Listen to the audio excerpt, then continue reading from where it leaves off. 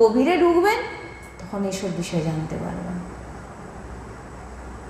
তাই ভক্তি হচ্ছে অতি গভীর এবং খুব যারা শক্ত, ওই যে বললাম না যে লোহাকে যার উপরে রেখে পেটা হয়, লোহাকে যার উপর রেখে পেটা হয় তার নাম আমি অনেকবার বলেছি, কেউ আপনারাও বললেন, আমিও জানি না।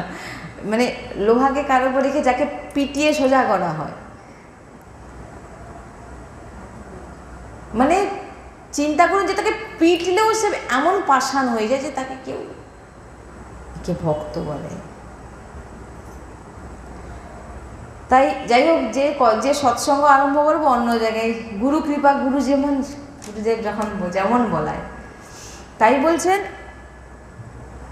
সব থেকে বড় বিশ্বাসঘাতক হচ্ছে আমাদের দেহ।